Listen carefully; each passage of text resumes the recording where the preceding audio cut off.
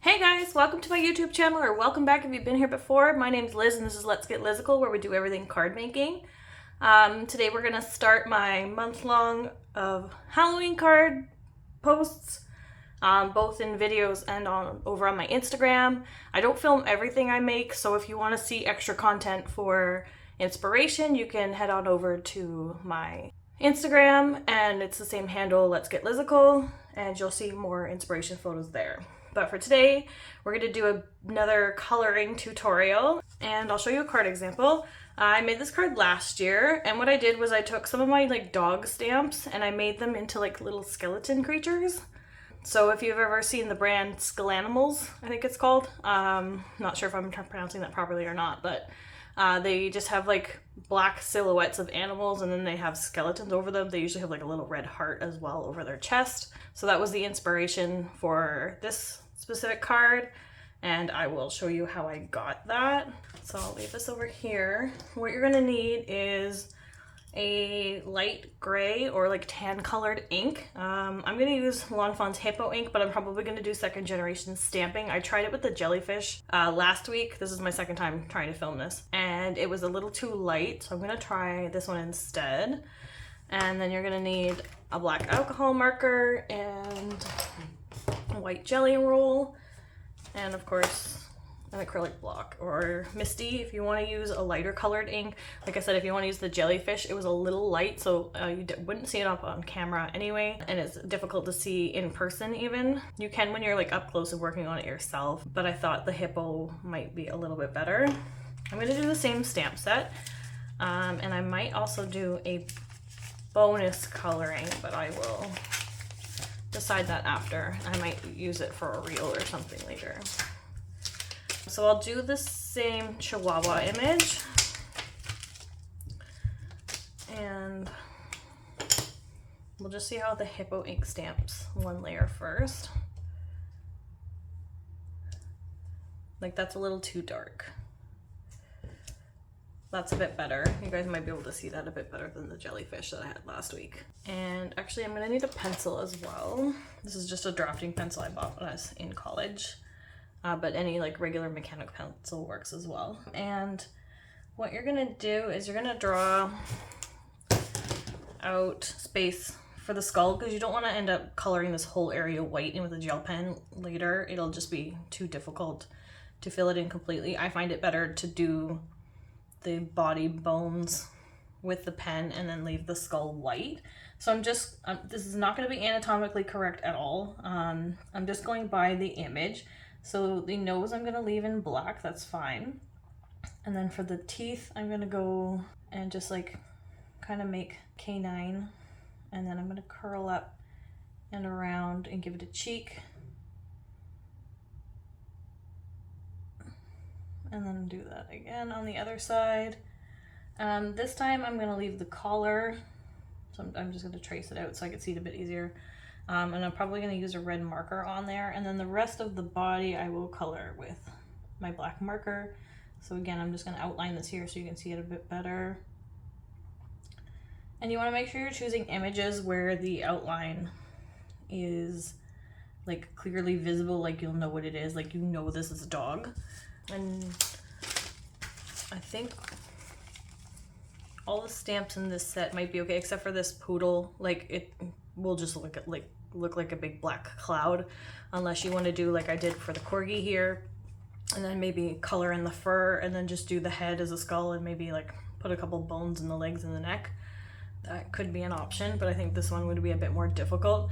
So you just want something with a clear silhouette that people are going to recognize right away. You don't want them guessing what you're trying to achieve.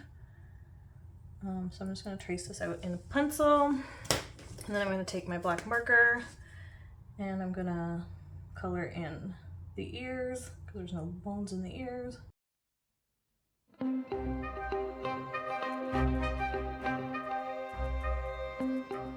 And this marker's a little thick. You can go around and leave an outline, but it would probably be easier to use either a pen or a felt tip marker maybe. Those are good for doing line work. I'm just gonna use this pen and do it a bit thicker just here. And here, smooth out this line a bit.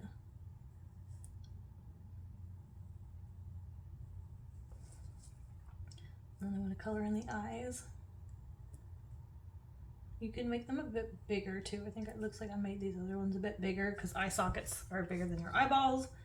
And then maybe we'll clean up this line here a bit. And then pronounce that tooth a little bit more. That looks pretty cute. I'm just going to try to smooth out this line a bit.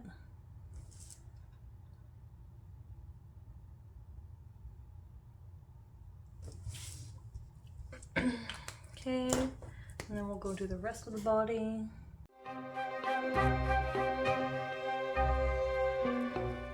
Okay, and then for the collar, I'm just going to color it in red. I'm not going to worry about doing any shading.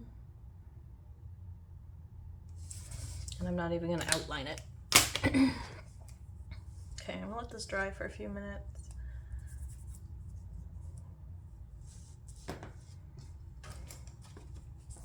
I smudged it a little here, but that's okay. But I'm going to take also a lighter gray marker and just add some shading to the bottom.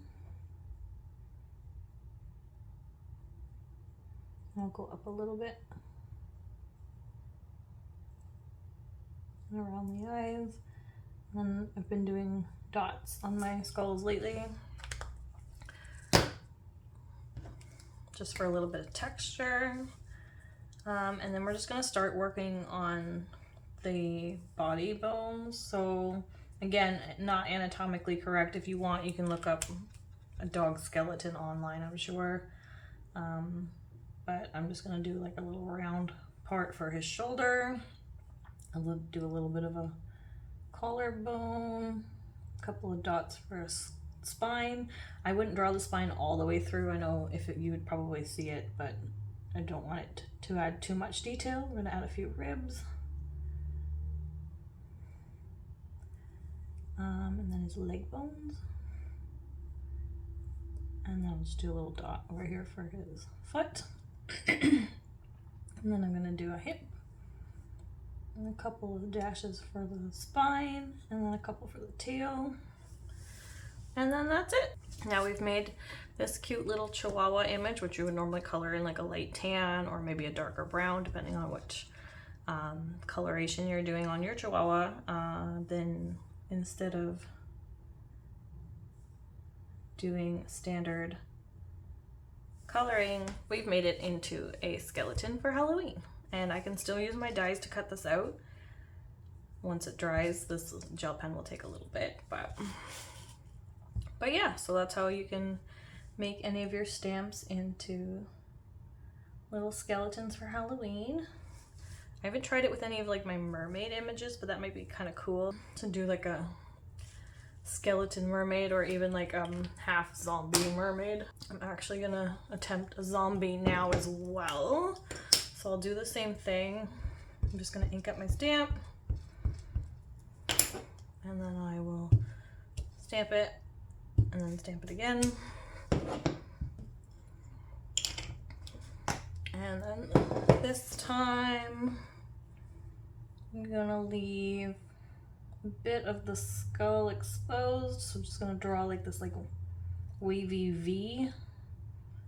And then I'm gonna put, again, not anatomically correct, but a little bit of brain in here. And then you just want to draw a squiggly line.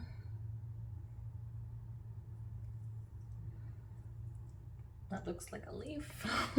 We'll make it look like a brain though, it's okay.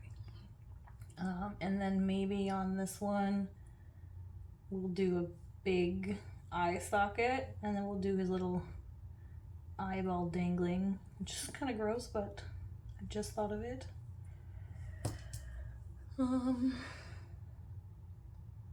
And then down here we'll do another torn skin section, so another like wonky V, and then I will probably color this foot black and then add the bone detail like I did here. And then maybe I'll do the same for the tail. I'll just color it black.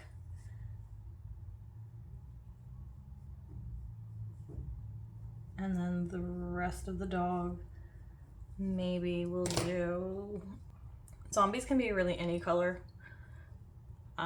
So maybe we'll do like a standard green color. So I'm just gonna color in his body first. This is like typical like Halloween zombie in greens.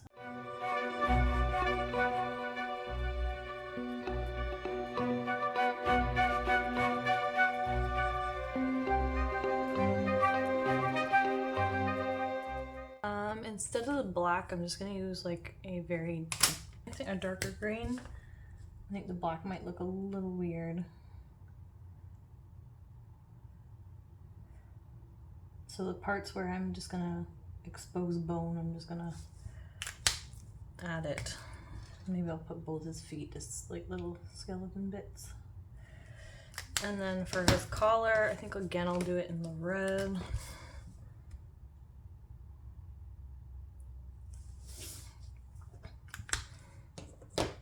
And then the eye socket, I will do in a C9.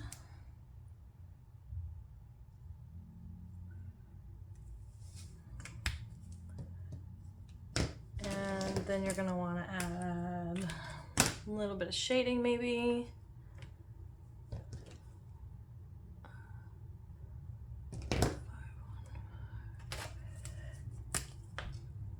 So I'll just go inside the ear.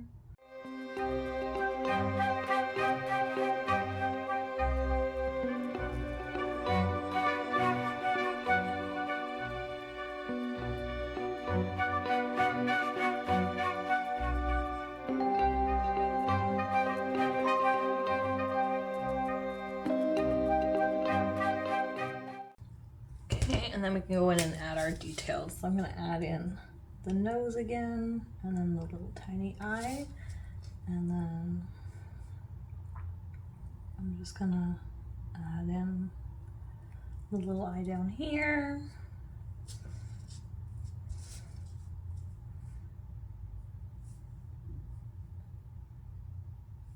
And then I think I'm gonna leave the brain unlined, but I'll add in these details back into the stamp. And it doesn't need to match perfectly.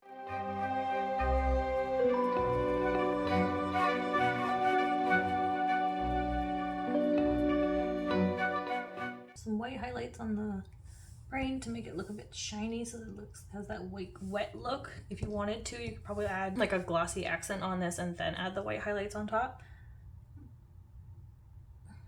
And then in these areas, we're just gonna put the exposed bone.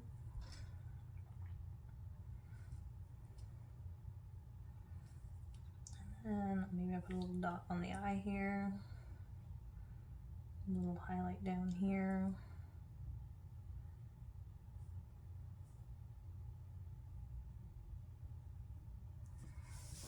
And then we have like a little zombie dog. That's pretty cute. It's cute, but it's creepy enough for Halloween. Now, obviously this one I won't be able to use my coordinating die to cut it out with because I have this extra like little bit of eye that popped out in the brain here. So that would probably get cut off.